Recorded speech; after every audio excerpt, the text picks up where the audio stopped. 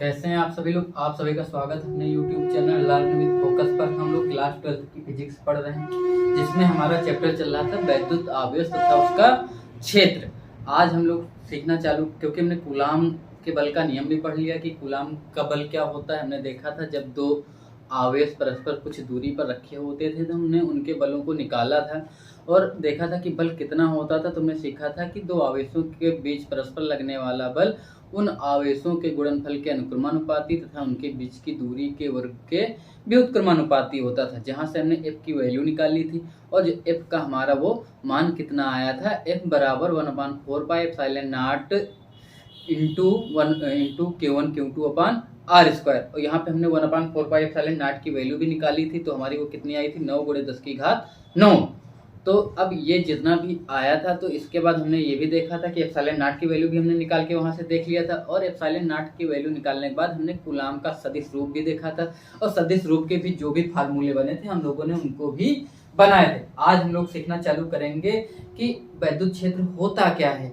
क्योंकि हमको पता है कोई भी अगर हम आवेश रखते हैं तो अपने चारों ओर एक प्रभाव क्षेत्र बना लेता है और उस प्रभाव क्षेत्र के कारण वो क्या लगाता है, एक बल लगाता है। क्या लगाता है, एक बल। अच्छा समझो थोड़ा सा कि बल क्या, कि हम देखते हैं कि बल दो तरीके से लगता है। एक हमारा संपर्क बल लगता है और एक असंपर्क बल लगता है। और वैद्युत क्षेत्र क्या है, हम कैसे डिफाइन करेंगे, तो मैं सबसे पहले हेडिंग डाल लेता हूँ वैद्युत क्षेत्र। वैद्युत क्षेत्र जिसको हम लोग क्या कहेंगे, इलेक्ट्रिक फील्ड। बहुत सारे बच्चों के मन में प्रश्न आता है कि वास्तव में इलेक्ट्रिक फील्ड इस नेचर में होता है कि नहीं होता है, वैद्युत क्षेत्र होता है कि नहीं। तो हम सबसे पहले, मैं अगर कोई भी चार्ज रखता हूँ, मैं एक आवेश को रखता हूँ, मैं एक धन आवेश को मैं रख रहा हूँ।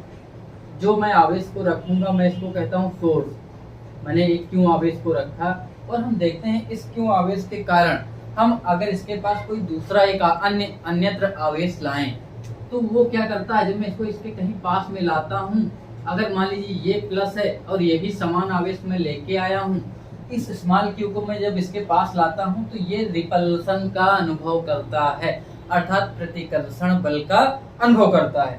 मैं दूर ले जाऊंगा अर्थात ये इसको धक्का देने का प्रयास करता है, तो इसके चारों में ला के इस टेस्टिंग चार्ज को, अच्छा इसको हम परीक्षण आवेश क्यों कहते हैं, क्योंकि हम परीक्षण कर रहे हैं कि ये जो आवेश है, कौन सा आवेश, इस आवेश को हम स्रोत आवेश कहेंगे।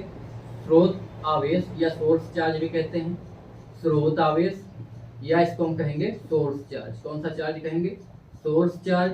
और इसको हम कहेंगे टेस्ट चार्ज, टेस्टिंग चार्ज। ठीक है, टेस्टिंग चार्ज या परीक्षण, जिससे हम टेस्ट कर रहे हैं, इससे हम टेस्ट कर रहे हैं। और इस स्रोत अर्थात ये जो है आवेश क्या बनाएगा, अपने चारों ओर क्षेत्र बनाता है। क्षेत्र कहने का मतलब कि इस आवेश का कोई ना कोई भाग होता होगा जहां पे हम कोई दूसरा आवेश लाएं तो इस आवेश के प्रभाव के कारण क्या अनुभव करेगा, प्रतिकर्षण का अनुभव करेगा। क्यों, क्योंकि हमने पढ़ा है कि समान प्रकार के आवेश एक दूसरे को क्या करते हैं, प्रतिकर्षित करते हैं। हम इस आवेश को ला कर रखते गए, देखते गए कहाँ पे कितना बल ये वाला आवेश इस पर लगा रहा है। अच्छा ये आवेश कुछ भी हो सकता था, हम कह सकते थे ये आवेश 1 कूलाम हो सकता था, 2 कूलाम हो सकता था, माइक्रो कूलाम 1 माइक्रो कूलाम हो सकता था, 1 पिको कूलाम हो सकता था। अगर छोटे में तो कुछ भी हो सकता था, ये आवेश के ऊपर डिपेंड करता है। 10 कूलाम हो सकता था, 20 कूलाम हो सकता था। मैं कितना लाता हूँ, मैं इन सब चीजों को देख रहा हूँ। मैं ये हमको पता चल गया कि जो सोर्स आवेश है, स्रोत आवेश है, वो जो हम टेस्टिंग आवेश को लाएंगे, परीक्षण आवेश को लाएंगे उसके चारों ओर, तो एक बल का अनुभव करेगा। वो आकर्षण अथवा प्रतिकर्षण हो सकता है, विपरीत होता तो आकर्षित कर लेता और समान है तो प्रतिकर्षित करेगा। और हम देखते हैं किन चीजों पर डिपेंड करता है, तो हम देख रहे हैं कि अगर ये नजदीक रखते हैं तो और तेजी से इसको रिपल करता है, भगाता है। और जितना दूर करते जाते हैं तो इसका जो रिपल्सन है, प्रतिकर्षण कम होता जाता है। तो हमको एक चीज तो समझ में कि दूरी बढ़ने से रिपल्सन कम हो जाएगा, दूरी जितनी पास लाएंगे रिपल्सन बढ़ेगा, अर्थात तो लगाने वाला रिपल्सन का मतलब बल, आकर्षण बल हो या प्रतिकर्षण बल हो, वास्तव में है क्या, लगाया गया बल। किसके द्वारा, स्रोत आवेश के द्वारा परीक्षण आवेश पर लगाया गया बल। अच्छा क्यों हमको यही क्यों लाना पड़ता है, क्योंकि हमको पता है कि वैद्युत क्षेत्र का अनुभव इस आवेश पे, ये आवेश दूसरे आवेश पर बल लगाएगा तो इसको कौन अनुभव करेगा, आवेश ही अनुभव करेगा, आदमी तो कर नहीं सकता। जैसे पंखा चल रहा रूम में और हम देखते हैं उस पंखे के कारण पूरे रूम में हवा फैली हुई, हवा की तीव्रता। अब हम कह सकते हैं वो हवा की मात्रा कहाँ कम है कहाँ ज्यादा है। तो हम देखते हैं, हम कमरे के दरवाजे पाते कम लगती, जितना पंखे के पास आते जाते हैं हमको हवा की तीव्रता, हवा की मात्रा बढ़ती जाती है। तो वहां पे परीक्षण तो हम है, और जो पंखा चल रहा वो क्या है, सोर्स है। तो वहां पे वो सोर्स है और हम लोग परीक्षण है, और हम परीक्षण करके बताते हैं कि हमको हवा की मात्रा कहाँ पे कम है कहाँ पे ज्यादा है। तो दूरी बढ़ने से हवा की मात्रा कम होती जाती है, और जितना नजदीक आते हैं हवा की मात्रा बढ़ती जाती है। तो यहाँ पे भी ये परीक्षण आवेश इसके पास जब आता है तो लगने वाला बल बढ़ जाता है, और जितना दूर जाता है तो वो बल कम हो जाता है। तो मैं सबसे पहले आपको बता दूं कि विद्युतीय क्षेत्र होता क्या है। तो आप इसको ऐसे भी कह सकते हैं, विद्युतीय क्षेत्र। विद्युतीय क्षेत्र तो देखो, सीधी और सरल परिभाषा आप किसी भी प्रकार से लिख सकते हैं कि वैद्युत आवेश जो है, किसी भी आवेश के चारों ओर का वह क्षेत्र, किसी भी आवेश या आवेश समुदाय, आवेश समुदाय में 8-10 आवेश रखे हुए हैं, या आवेश समुदाय के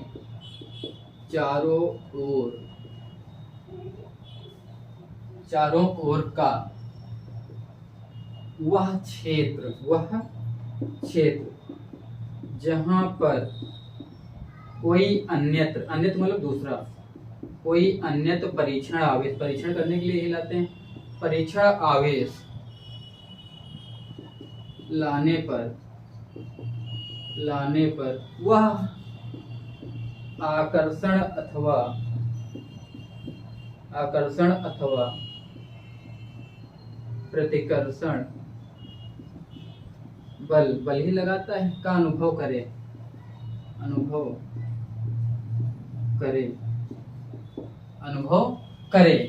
वहां तक की वह क्षेत्र क्या कहलाएगा, विद्युतीय क्षेत्र कहलाएगा। ठीक है, अनुभव किया जा सके उसका, मैं इसे जोड़ लूं, उसका विद्युतीय क्षेत्र कहलाता है, विद्युत क्षेत्र या विद्युतीय क्षेत्र कहलाता है। तो ये आप आराम से लिख सकते हैं, कोई दिक्कत नहीं। मतलब जहां पर कोई अन्यत्र आवेश लाते हैं, ये आवेश यहाँ पे क्या करेगा, आकर्षण अथवा प्रतिकर्षण बल का अनुभव करे, तो वो उसका क्या कहलाएगा, विद्युतीय क्षेत्र कहलाएगा। अब देखो, हमने कहा जब पंखा चलता है तो पंखे की तीव्रता मतलब मात्रा, कहाँ पे उस बल की मात्रा, यहाँ पे इस आवेश के द्वारा लगाए गए इस आवेश पर बल की मात्रा कहाँ कम है कहाँ ज्यादा। पास रखते जाते हैं तो बल ज्यादा लगाता है, आकर्षण भी लगाएगा तब भी ज्यादा, प्रतिकर्षण लगा रहा है तब भी ज्यादा। विपरीत आवेश है तो आकर्षण बल ज्यादा होगा, और समान आवेश है तो प्रतिकर्षण ज्यादा। तो हम जितना पास रखते हैं तब भी बल ज्यादा, दूर करते जाते हैं तब भी बल ज्यादा। दूसरा हम देखते हैं, यहाँ पे हम 1 कूलाम आवेश लाए थे तो कम 10 न्यूटन का बल लगा रहा था, और इसी जगह पे हम कोई दूसरा आवेश लेके आए, वो कितने कूलाम का था, 2 कूलाम का, तो बल की मात्रा 20 कूलाम हो गई। तो हम क्या देखते हैं कि आवेश की मात्रा अगर भी हम बढ़ा दें तब भी बल बढ़ जाएगा, अर्थात आवेश का मान क्यों बढ़े, तब लगने वाला बल भी बढ़ जाएगा, पहली चीज। तो हम इसको डायरेक्ट ऐसे लिख सकते थे कि आवेश विद्युतीय क्षेत्र की तीव्रता किन पर डिपेंड करेगी। तो आप कह सकते हैं विद्युतीय क्षेत्र की तीव्रता, विद्युतीय क्षेत्र की तीव्रता। तो आप क्या कह सकते हैं कि अगर हम F को बढ़ाएं, आवेश को बढ़ाएं तो लगने वाला बल भी बढ़ जाएगा। तो F अनुक्रमानुपाती किसके, आवेश की मात्रा के।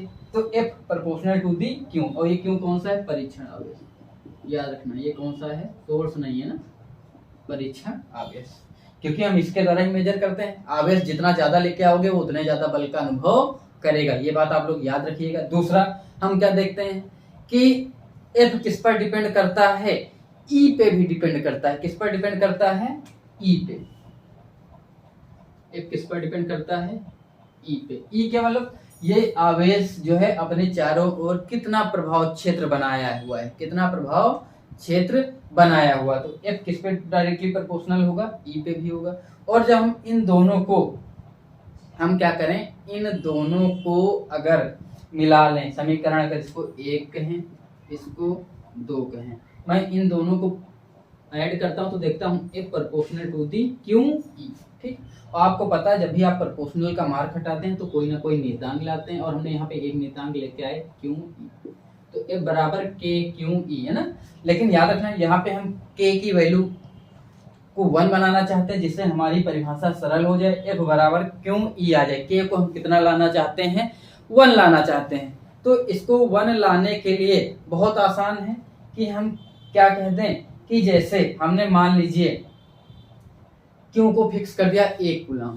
कितना कूलाम रख दें कि क्यों को 1 कूलाम अगर रख दिया जाए, कितने कूलाम रख दें, क्यों को 1 कूलाम, क्यों को कितना कर दें, 1 कूलाम कर दें। और लगने वाला बल कितना हो उसके कारण, 1 न्यूटन हो, कितने में, ई एरिया के, ठीक है, मतलब ई क्षेत्र में।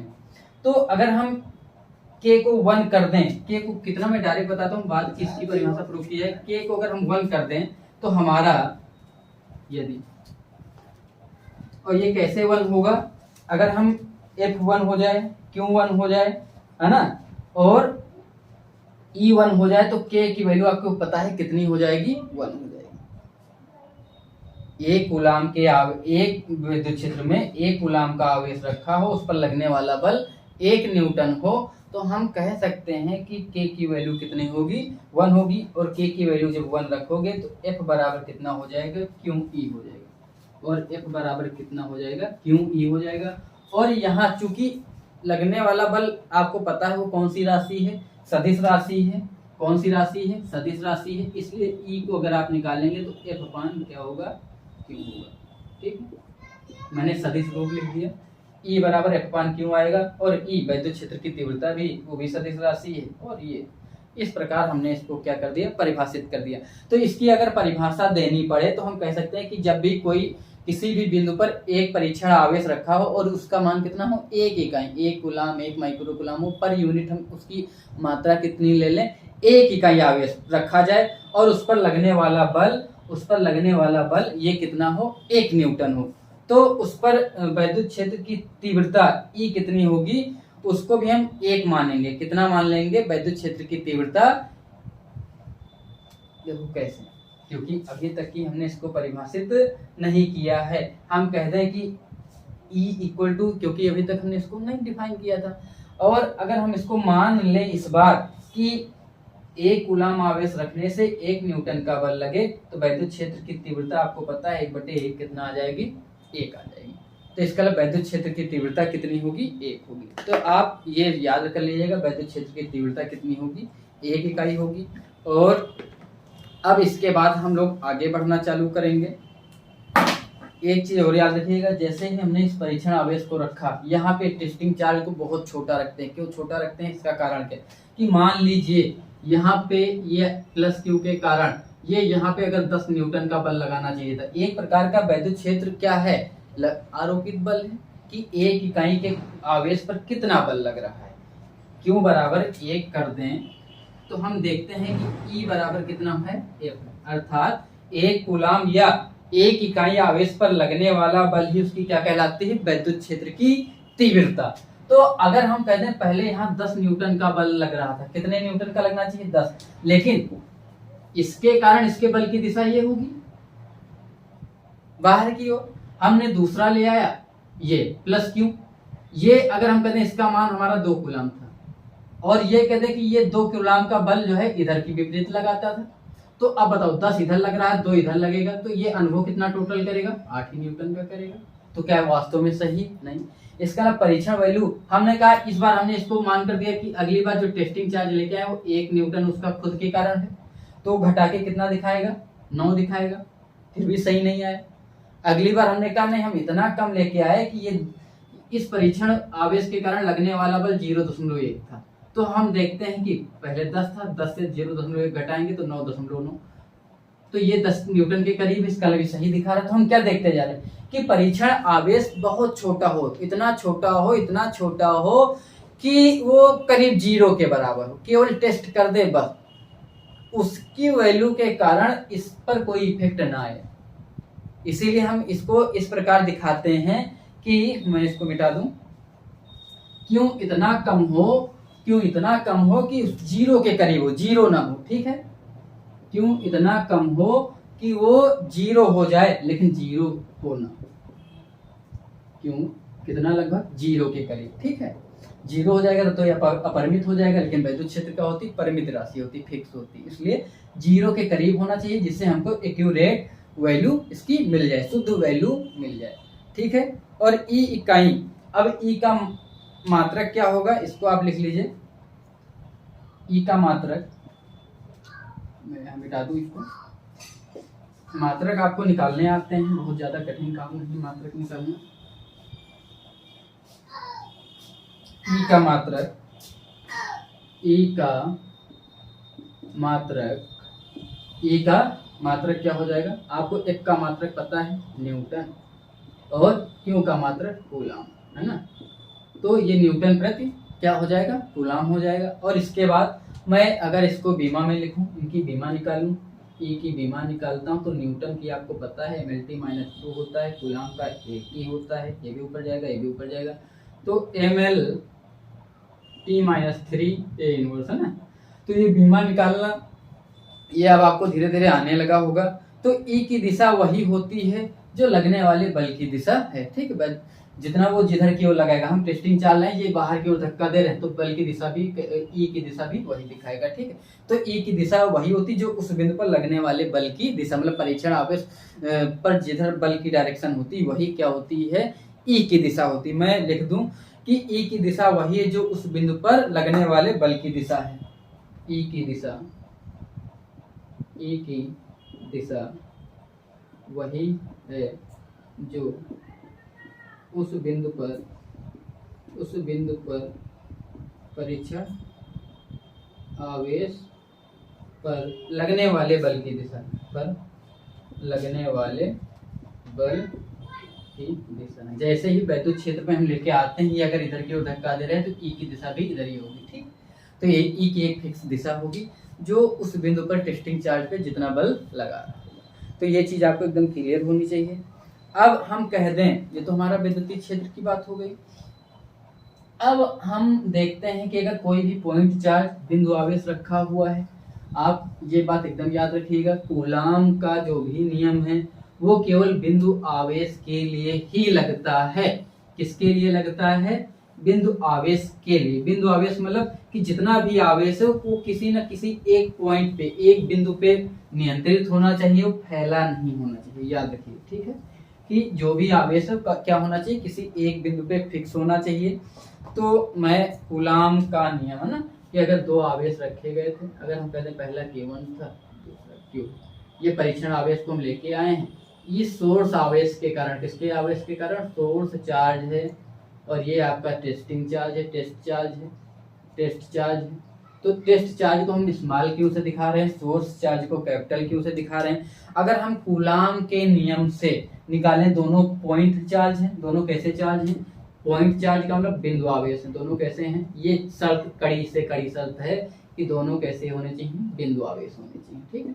तो पॉइंट चार्ज है, इसके कारण आपको पता है इस पर कोई ना कोई बल लगेगा, ये भी इस पर लगाएगा, लेकिन ये इतना छोटा है कि ये इस पर इफेक्ट नहीं डालेगा, ये अपना प्रभाव क्षेत्र इतना नहीं बनाएगा कि ये रिपल होके पीछे चला जाए, ठीक। तो ये हमने पहले ही शर्त रख ली है।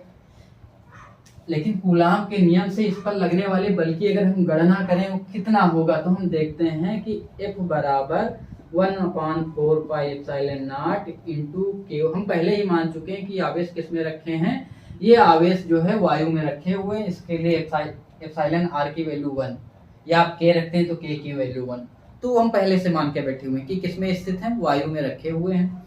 और अच्छा, इसकी हेडिंग ऐसे है कि बिंदु आवेश के कारण वैद्युत क्षेत्र की तीव्रता, ठीक। तो F equal to 1/4 pi epsilon naught into, ये पहला Q1 की जगह क्यों है, Q2 की जगह क्यों है, अपान इनके बीच की दूरी R है, तो आपको पता है दूरी का आपको स्क्वायर करना है। एक तो ये क्वेश्चन हो गई। दूसरा, हम इस बल को दूसरे तरीके से निकाल सकते हैं, क्योंकि अभी हमने देखा था कि F बराबर कितना होता है, QE होता है, कि लगने वाला बल इससे भी निकाल सकते हैं। इससे कैसे निकाल रहे हैं, ध्यान से देखो, हम कह दें कि ये F कितना है, ये कौन सा चार्ज है, सोर्स है, सॉरी ये कौन सा चार्ज है, परीक्षण आवेश। परीक्षण आवेश की वैल्यू दी है और उसके कारण अगर हमको निकालना पड़े तो हम F बराबर क्या कहेंगे, Q इंटू ई। वैद्युत क्षेत्र दिया हो उसके कारण F निकालना तो हम कहेंगे F बराबर Q ई। ठीक है, तो यहां से भी हमने देखा F बराबर कितना हो गया, Q ई हो गया। ये 1 है, ये 2 है, दोनों इसी टेस्टिंग चार्ज पे लगने वाले बल हैं, तो ये आपस में बराबर होंगे। तो 1 बराबर किसके होगा, 2 के। तो हम देखते हैं क्यू ई बराबर किसके होना चाहिए, 1/4πε0 into Q upon are square. तो क्यू से क्यू कट जाएगा, तो आप देखते हो कि ई की वैल्यू निकालनी पड़े तो 1/4πε0 into Q upon are square. अच्छा, ये ई क्या है, वैद्युत क्षेत्र की तीव्रता है, और क्यू क्या है, ये सोर्स चार्ज है। अर्थात आपका सोर्स चार्ज दिया हो, दोनों के बीच की दूरी दी गई हो, तब वैद्युत क्षेत्र की तीव्रता उससे निकालनी हो। या हम कह सकते हैं कि कोई सोर्स चार्ज दिया है, उससे r दूरी पर वैद्युत क्षेत्र की तीव्रता E निकालनी हो कि किसी कण पे, किसी आवेशित कण पे कितना लग रहा है, तो E बराबर होगा 1/4πε0 into Q upon are square. ये शर्त हो गया। और चूंकि हमने अभी पढ़ा है कि यहाँ पे E बराबर F अपान क्यू जब हम देखे तो हमने क्या देखा था, यदि Q बराबर 1 कूलम, तो हमने क्या कहा था कि अतः यहाँ पे जब हमने इसकी परिभाषा बनाई, अतः इकाई आवेश किसी, ये वाली हेडिंग देख लेना, किसी वैद्युत क्षेत्र में, किसी वैद्युत, जो Q बराबर 1 रखते हो तो E बराबर कितना आ जाता है, F आ जाता है। क्यों, क्योंकि Q की जगह हमने 1 रखा। अर्थात किसी वैद्युत क्षेत्र में, किसी वैद्युत क्षेत्र में, किसी वैद्युत क्षेत्र में इकाई आवेश, क्योंकि हमने उसको इकाई मान लिया, इकाई आवेश पर लगने वाले बल को ही हम क्या कहते हैं, वैद्युत क्षेत्र कहते हैं। वाले बल को वैद्युत क्षेत्र। अर्थात या हम इसको इस प्रकार भी यहाँ परिभाषित कर सकते थे कि क्यों जो तुम्हारा टेस्टिंग चार्ज है उसकी वैल्यू अगर 1 इकाई हो जाए, यहीं पे हम इसकी वैल्यू सीधे कह दें कि यदि Q बराबर 1 इकाई 1 यूनिट, तब इसको हम अगर 1 यूनिट कह दें तो F ना होकर E हो जाएगा। E बराबर F कब, जब Q बराबर 1 कूलम या 1 इकाई। अर्थात जैसे ही आप टेस्टिंग चार्ज को 1 इकाई करते हैं तो आप कहते हैं कि वही 1 इकाई पर जितना भी बल लग रहा है वह उसके किसके बराबर होता है, वैद्युत क्षेत्र के बराबर होता है। यदि Q बराबर 1 इकाई तो F बराबर आप लिखेंगे 1/4πε0 इंटू Q, इसकी जगह आपने 1 रखा, अपान आर स्क्वायर, और यही किसके बराबर हो जाएगा, E के, क्योंकि आपने देखा E बराबर, ठीक है। तो आप ऐसे भी कह सकते थे, तो इसी को हम ऐसे भी लिख दें, E बराबर 1/4πε0 into Q upon are square. तो आप इसको कैसे भी दिखाते हैं ये आपके ऊपर डिपेंड करता है, ठीक है। तो वैद्युत क्षेत्र की तीव्रता, तो हम इसको क्या लिखते हैं, किसी बिंदु आवेश के कारण उत्पन्न वैद्युत क्षेत्र की तीव्रता। हेडिंग क्या है मैं लिख दूं, कैसे लिखना है, तो आप लोगों को ये बात तो समझ में आ ही गई है कि किसी बिंदु आवेश के कारण, हेडिंग यही चलेगी, किसी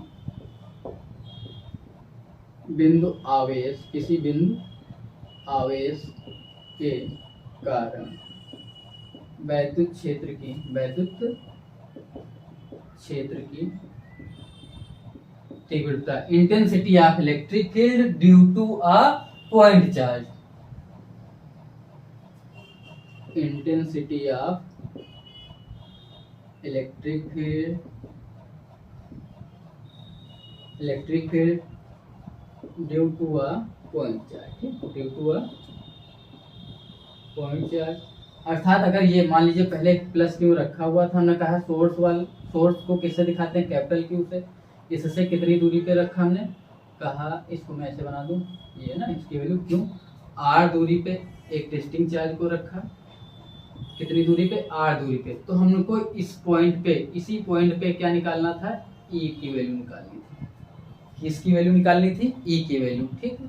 मैं इस पॉइंट को अगर मैं ऐसे कर, दूसरा रखा हुआ एक पॉइंट पी है, इस पॉइंट पे हमको क्या निकालना था, ई निकालना था, और इसको परीक्षण आवेश कहते हैं, क्यू नॉट, ठीक है। या आप जैसे भी दिखाना चाहें, क्यों एनसीईआरटी में क्यों है और अन्य बुकों में क्यू नॉट लिखा हुआ है, इसको क्या पढ़ते हैं, क्यू नॉट। तो ये आपके ऊपर डिपेंड करता है कि आप इसको कैसे देखना 4 हैं। तो वैद्युत क्षेत्र की तीव्रता याद रखेगा एक भौतिक राशि है, और चूंकि ये बल लगाती है इसलिए इसमें क्या होगा, मोमेंटम होगा, क्योंकि F बराबर क्या होता है, mv। ठीक है, जो चीज़ बल लगा सकती है तो उसमें मोमेंटम हो सकता है। तो ये आपको बात याद होनी चाहिए। अब बहुत सारे प्रश्न ये आते हैं कि चूंकि हमने वैद्युत क्षेत्र को देखा नहीं, तो क्या वैद्युत क्षेत्र होता है या वो वैद्युत क्षेत्र वास्तव में बल लगाता है, हमने तो नहीं देखा बल लगाता है कि नहीं लगाता है। तो आप ध्यान रखिए, सामान्य उदाहरण आप दैनिक जीवन में देखते हैं कि कोई भी वैद्युत क्षेत्र बना हुआ है तो बल लगाता है। वैद्युत क्षेत्र बल जिनको हम फील्ड फोर्स कहते हैं, ये होते क्या हैं, तो याद रखिए जैसे अर्थ, पृथ्वी भी अपने चारों ओर क्या बनाती है, एक क्षेत्र बनाती है जिसको हम क्या कहते हैं, गुरुत्वीय क्षेत्र कहते हैं। और वो किस पे बल लगाएगी, किसी वस्तु पर लगाएगी। वस्तु पर क्यों लगाएगी, क्योंकि पृथ्वी के पास अपना द्रव्यमान है, और एक द्रव्यमान वाली कोई भी ऑब्जेक्ट, कोई भी वस्तु दूसरे द्रव्यमान वाली पर ही बल लगाएगी, और उसके कांटेक्ट में हो या ना हो।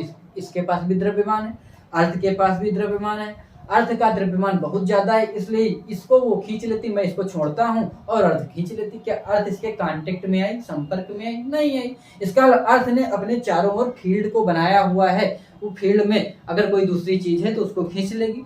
या इसको हम इतना दूर बढ़ाते चले जाए, कहाँ पहुंच जाते, स्पेस में। अर्थ नहीं खींच पाती, ये वहां तैरता रहता है। और आगे भेज दे तो ये पलायन कर जाएगा। तो ये सब आगे चीज पढ़ेंगे। हमको एक चीज तो समझ में आ गई कि इसका मतलब अर्थ भी अपने चारों ओर फील्ड बनाती है। न्यूटन ने के ऊपर जब सेब गिरा आपने पढ़ा, तो यहाँ से हमको समझ आया कि यहाँ फील्ड फोर्स होते हैं। दूसरा हम चुंबक में भी देखते हैं, एक चुंबक लेते हैं, लोहे की कील पास में रखी होती, संपर्क में नहीं आती और वो उसको खींच लेती है। कैसे खींची, तो इसका मतलब कोई चीज संपर्क में ना आए लेकिन बल लगा दे। क्योंकि अगर वास्तव में कोई चीज है तो हम कहते हैं कि वह बल लगाती है। कोई चीज अगर है तो बल लगा सकती है, नहीं हम अन्यथा ना कहते कि वैद्युत क्षेत्र होता है। इसका मतलब वैद्युत क्षेत्र है तो वह बल लगाएगा। और हम देखते हैं जैसे हमने बाल में कंघी को रगड़ते हैं, कागज के छोटे छोटे टुकड़ों के पास लेते हैं, तो हम देखते हैं कि ये संपर्क में नहीं आता, छोटे छोटे टुकड़ों को अपनी ओर खींच लेता है। इसका मतलब इसने क्या बनाया, अपने चारों फील्ड। हमने इसको इस पे रगड़ा और इससे इलेक्ट्रॉन इस पे चिटक कर गए या इसके इस पर गए, इस पे एक चार्ज आ गया। इसके कारण इसने कागज के छोटे छोटे टुकड़ों को अपनी ओर खींच लिया। तो इसने क्या बनाया, क्योंकि संपर्क में नहीं है, बल लगाया, बल के कारण विस्थापन हुआ, और बल गुणे विस्थापन क्या होता है, कार्य होता है। लाइट चली गई, लेकिन इतनी आपको बात समझ में आ गई कि इसका अलग कौन से फोर्स होते हैं, फील्ड फोर्स होते हैं। ठीक है, और ये बल लगाते हैं। इसके बाद हम जो चीजें थोड़ी सी छूटी हुई हैं नेक्स्ट क्लास में करेंगे। आज मैं आशा करता हूँ आज की क्लास आपको ठीक लगेगी, और अगर कोई भी कंफ्यूजन है तो आप लोग कमेंट बॉक्स में पूछ सकते हैं। आप सभी को उज्जवल भविष्य की शुभकामनाओं के साथ।